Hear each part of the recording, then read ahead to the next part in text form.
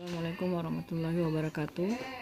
Ananda yang soleh dan soleha, bagaimana kabarnya hari ini? Semoga pada hari ini kita selalu sehat, dalam keadaan sehat walafiat, sehingga kita masih bisa beraktivitas seperti biasanya. Ananda yang soleh dan soleha, sebelum kita melanjutkan pembelajaran pada hari ini, sebelum belajar marilah kita berdoa. Jangan lupa tangan diangkat dan kepalanya ditundukkan. Berdoa dimulai. Bismillahirrahmanirrahim. Raditu billahi rabba wa bil islami dina wa bi Muhammadin nabiyya wa rasulah. Rabbi zidni ilma warzuqni fahman. Amin. Ananda yang soleh dan soleha, pada hari ini kita akan melanjutkan pembelajaran kita di tematik tema 8 Praja Muda Karana pada pembelajaran 5 dan pembelajaran 6. Namun sebelum Ustadz lanjutkan, Ustadz berharap agar Ananda semua di rumah mempersiapkan buku cetaknya, yakni tema 8, tematik tema 8, buku tulisnya dan alat-alat tulisnya masing-masing. Pembelajaran 5. Salah satu ciri khas kegiatan pramuka adalah penggunaan tongkat pramuka. Tongkat pramuka berguna untuk memasang bendera barung, membuat simpul tali, mendirikan tenda. Tongkat yang dipakai anggota pramuka terbuat dari kayu atau bambu. Ujung tongkat pramuka haruslah tumpul. Tongkat bambu ini ujungnya runcing membentuk sudut lancip. Maka tongkat bambu ini disebut bambu runcing. Nah, kita dapat belajar tentang sudut dari dua jenis tongkat itu. Ujung tongkat pramuka dengan sudut tumpul dan bambu runcing dengan sudut lancip. Perhatikan gambar yang paling bawah ini. Yang pertama ini ada gambar yang warna hijau, ini adalah bambu runcing, sedangkan yang satunya ini adalah tongkat pramuka. Bambu runcing itu ujungnya harus lancip, bentuk lancip, sedangkan tongkat ujungnya yang ini, salah satu ujungnya tumpul. Nah, dari gambar ini kita akan mempelajari yang namanya sudut tumpul dan sudut lancip. Di samping itu juga ada yang namanya sudut siku-siku. Baik, kita akan mempelajarinya lebih lanjut. Nah, yang pertama siapkan kertas kalian. Kertas terlebih dahulu. Kemudian yang kedua, lipatlah kertas menurut garis datar. Ya, ini. Ada garis horizontal maupun vertikal. Nah, setelah kalian buat, ya, kalian guntinglah menjadi persegi yang lebih kecil, ya. Lipat. Yang kemudian yang ketiga, lipatlah menurut garis tegak, kemudian didapat pojok siku-siku. Nah, gunakan pojok siku-siku yang telah kamu buat untuk menemukan atau menentukan jenis sudut. Nah, ini adalah gambar sudut, ya. Gambar sudut. Nah, kalian tadi sudah menggunting kertas, kalian cocokkan dengan gambar ini, gambar sudut ini. Yang pertama. Jika kertas itu sama, mohon maaf. Jika kertas itu sama, ya, tegak lurus seperti ini, maka itu yang namanya sudut siku-siku, itu yang dinamakan sudut siku-siku. Sedangkan jika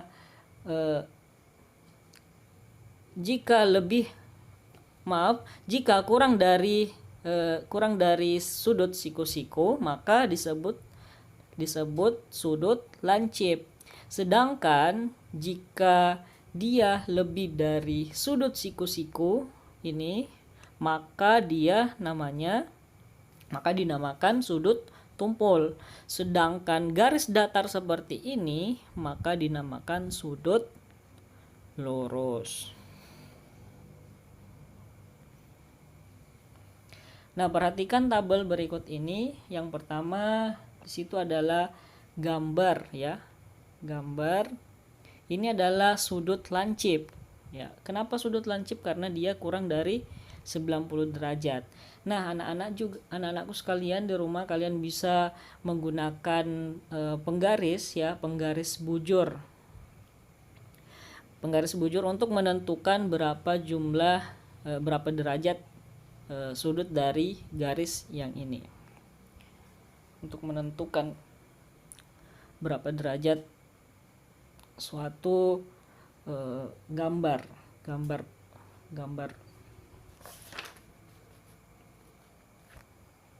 Baik, saya lanjut. Ini yang pertama adalah tadi sudut lancip adalah sudut yang besarnya kurang dari 90 derajat.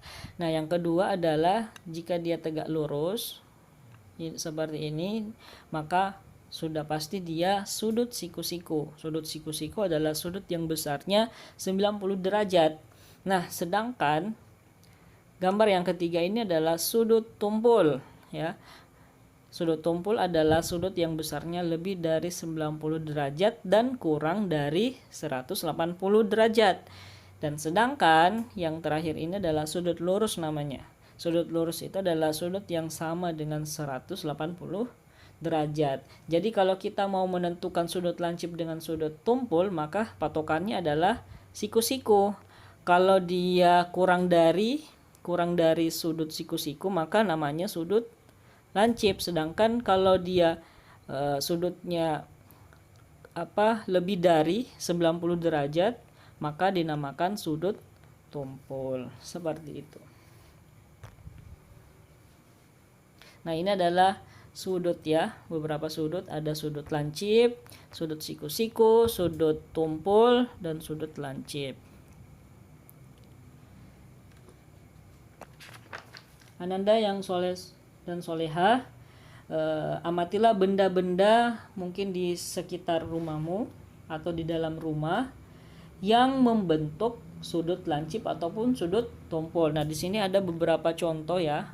Saya ada beberapa contoh benda yang memiliki sudut lancip. Mungkin yang pertama adalah topi ulang tahun ya.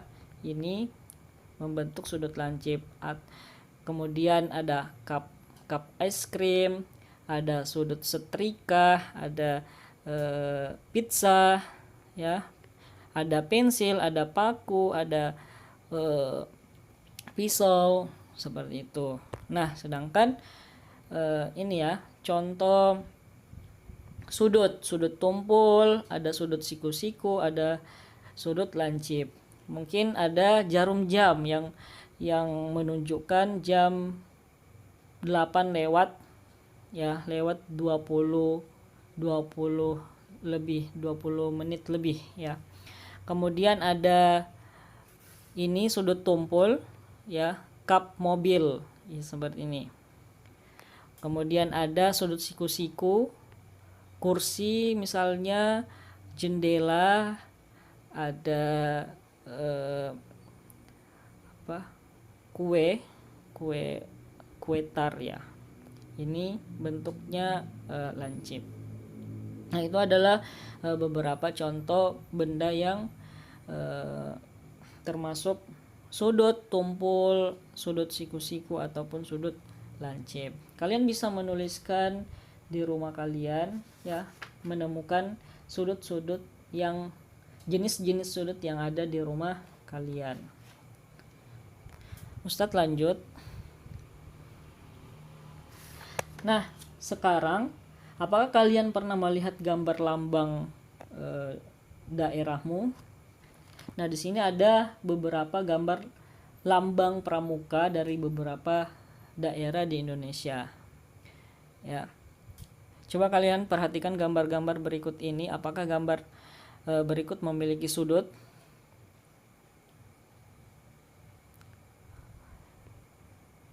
Ya, ini yang pertama lambang pramuka yang dari Jawa Barat, ada Sumatera Utara, Kalimantan Utara, ada DKI Jakarta, Papua Barat. Nah, setiap daerah itu memiliki lambang yang berbeda ya. Lambang yang berbeda. Kenapa? Karena setiap daerah itu memiliki keunikan tersendiri. memiliki perbedaan dari setiap daerah-daerah masing-masing, memiliki perbedaan. Nah, kembali lagi perhatikan gambar berikut ini. Apakah gambar berikut memiliki sudut? Ya, tentunya yang pertama ini memiliki ya sudut seperti ini. Kemudian ini kecuali nomor gambar yang bagian keempat. Ini tidak memiliki sudut karena tidak ada pertemuan antara garis ya. Sehingga dia tidak termasuk jenis sudut. Dia tidak termasuk ke dalam sudut karena tidak ada pertemuan antara garis satu dengan yang lain.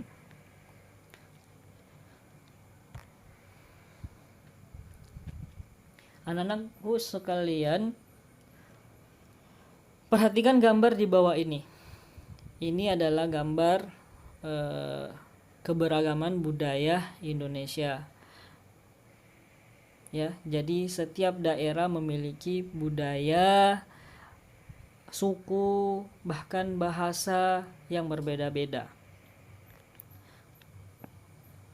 Gambar tersebut tadi adalah gambar peta Indonesia dengan berbagai macam suku yang tinggal di dalamnya. Mereka tinggal tersebar di pulau-pulau yang ada di Indonesia. Setiap suku mempunyai ciri khas sesuai adat budaya daerahnya. Mereka mempunyai bahasa, rumah adat, pakaian adat, dan aturan yang berbeda-beda. Meskipun berbeda, mereka tetap dipersatukan dalam satu negara, yaitu negara Indonesia. Semboyan negara Indonesia adalah Bhinneka Tunggal Ika. Semboyan Bhinneka Tunggal Ika menggunakan bahasa Sanskerta. Semboyan itu diambil dari kitab Sutasoma karangan Empu Tantular. Kata bineka mempunyai arti beraneka ragam. Arti kata tunggal adalah satu, sedangkan kata ika artinya itu. Bisa juga artinya juga. Secara harfiah, Bhinneka Tunggal Ika diterjemahkan beraneka satu itu. Sehingga arti semboyan Bhinneka Tunggal Ika adalah berbeda-beda tetapi tetap satu juga. Semboyan ini dituliskan pada pita putih yang dicengkeram kaki burung Garuda pada lambang negara Garuda Pancasila seperti ini ya. Ini ada pita yang tertulis di situ Bhinneka Tunggal Ika. Nah, kalian bisa menjawab pertanyaan di bawah itu. Semboyan negara Indonesia adalah Bhinneka Tunggal Ika. Arti kata tunggal yaitu satu. Arti kata ika itu ataupun juga. Arti kata bineka beraneka ragam. Arti semboyan Bhinneka Tunggal Ika adalah berbeda-beda tetapi tetap satu juga. Nanda yang soleh dan soleha, perhatikan dan amati teman-temanmu ya, karena kalian tidak di sekolah, bisa juga kalian amati teman-teman kalian di sekitar lingkungan rumah kalian. Apakah mereka mempunyai perbedaan?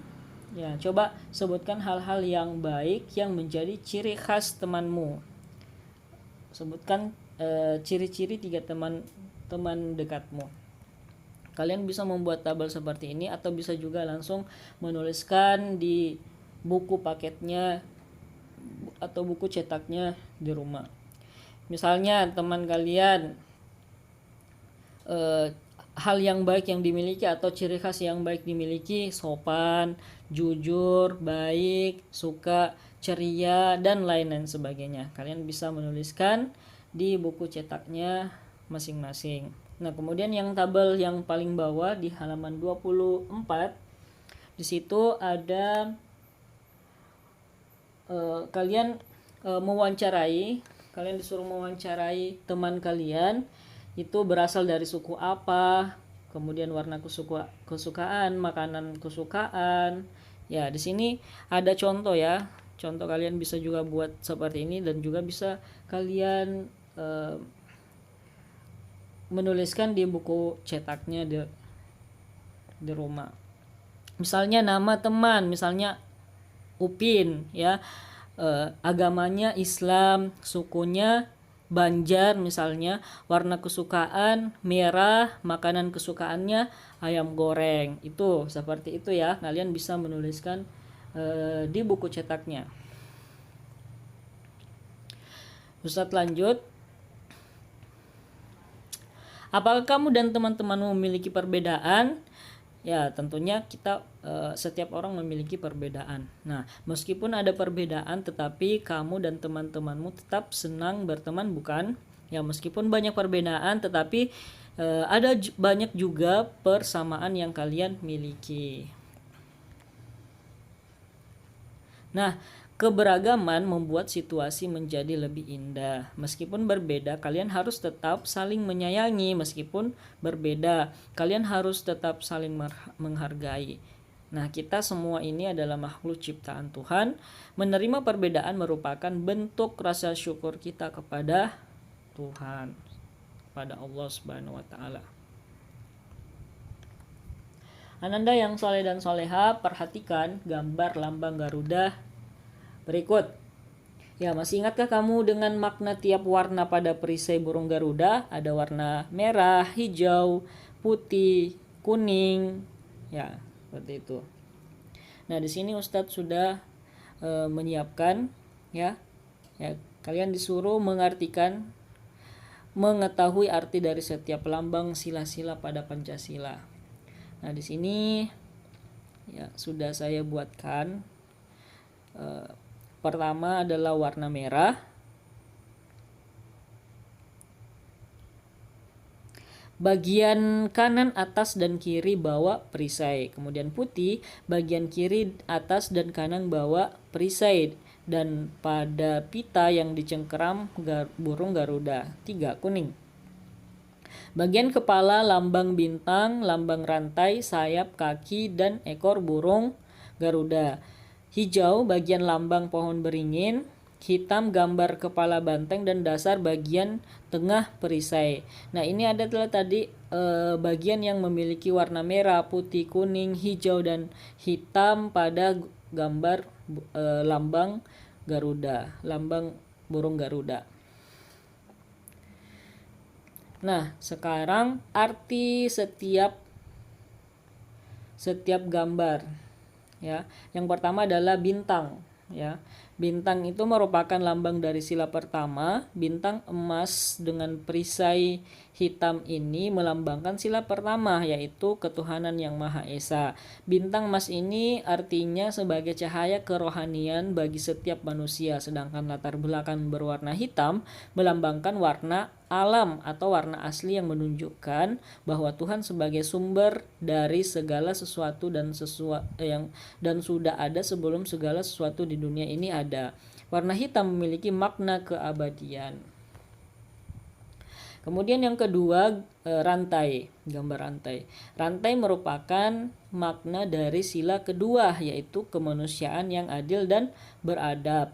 Gambar rantai yang disusun atas gelang-gelang kecil ini menandakan hubungan manusia satu sama lain yang saling membantu. Rantai yang terdapat pada sila kedua ini terdiri atas mata rantai berbentuk segi empat dan lingkaran yang saling terkait membentuk lingkaran. Mata rantai segi empat melambangkan laki-laki dan lingkaran melambangkan perempuan. Nah, maka dari itu kita sesama manusia harus saling membantu satu sama lain. Warna kuning berarti kebesaran, kemegahan, dan keluhuran, dan warna merah memiliki artian keberanian. Kemudian gambar yang ketiga, pohon beringin. Ini melambangkan sila ketiga, maknanya persatuan Indonesia. Pohon beringin ini memiliki akar tunggal panjang yang menunjang pohon besar ini tumbuh. Akar ini tumbuh sampai ke dalam tanah dan menggambarkan kesatuan dan persatuan Indonesia.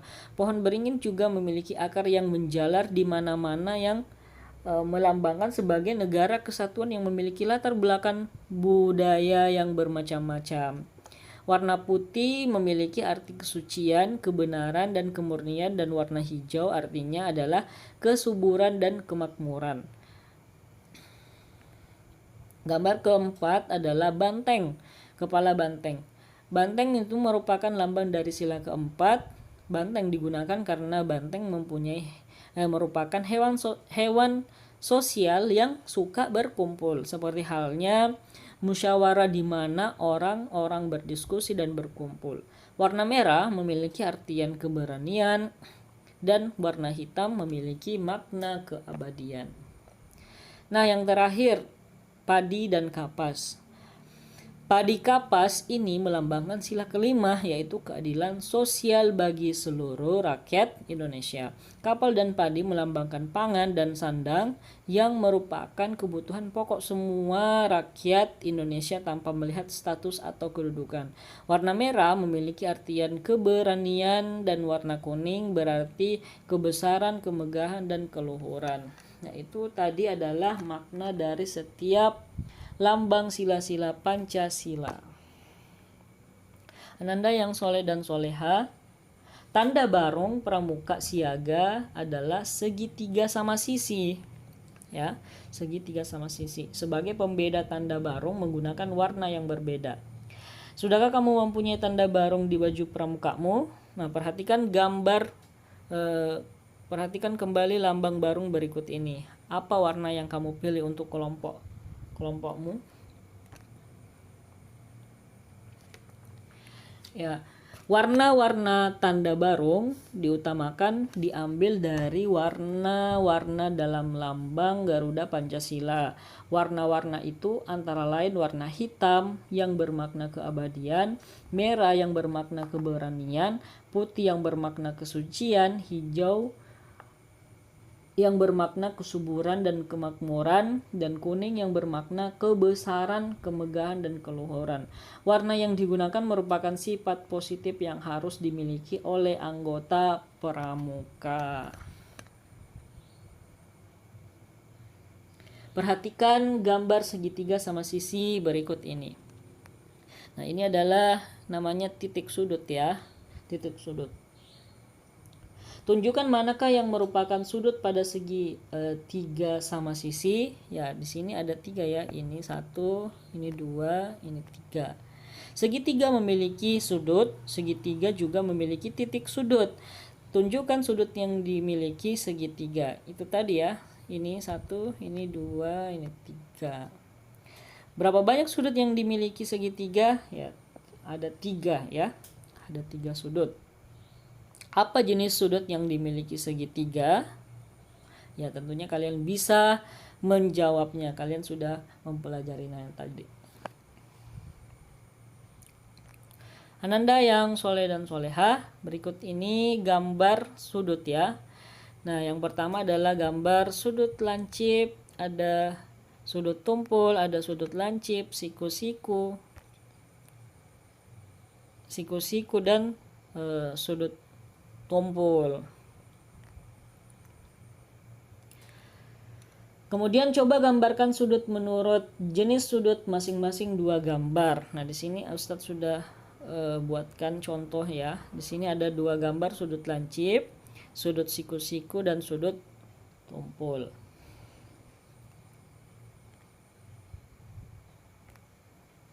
Ananda yang soleh dan soleha, tanda barung berbentuk segitiga sama sisi. Segitiga sama sisi mempunyai 3 titik sudut. Sudut yang dibentuk pada bangun datar segitiga dapat berbentuk siku-siku, sudut lancip, dan sudut tumpul. Nah, Ananda yang soleh dan soleha, sudut siku-siku adalah sudut yang besarnya 90 derajat. Sudut ya, ini adalah sudutnya yang besarnya 90 derajat, sedangkan sudut lancip itu adalah sudut yang besarnya kurang dari 90 derajat. Nah, sedangkan sudut tumpul adalah sudut yang besarnya lebih dari 90 derajat. Seperti itu. Ananda yang soleh dan solehah, agar pembelajaran kita kali ini kalian bisa lebih memahami pembelajaran kali ini, Ustadz memberikan tugas ya. Tugas yang pertama, kerjakan, ayo lakukan pada halaman 24. Ya, di situ kalian disuruh mewawancarai teman-teman kalian, ya, teman tetangga kalian, baik berasal dari suku apa, warna kesukaannya, makanan kesukaannya, dan kegiatan yang paling dia suka lakukan di rumah. Kemudian yang kedua, cari 10 nama benda-benda di rumah kalian yang membentuk sudut dan tentukan termasuk dalam jenis sudut apa. Kalian bisa menuliskan mungkin di buku tulisnya ya, lebih bagus. Dan setelah selesai kalian fotokan dan kirim kepada ustadz-ustazahnya. Ananda yang soleh dan soleha, karena wabah COVID-19 masih melanda negeri kita, Ustadz selalu mengingatkan kembali bahwa selalu memakai masker, menjaga jarak, cuci tangan pakai sabun, makan makanan yang bergizi, dan selalu stay at home.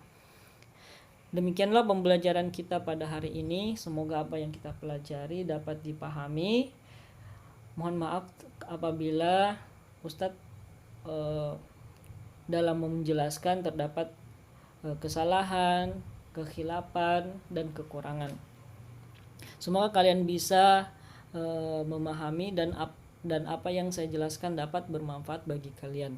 Sekian dan terima kasih. Wassalamualaikum warahmatullahi wabarakatuh.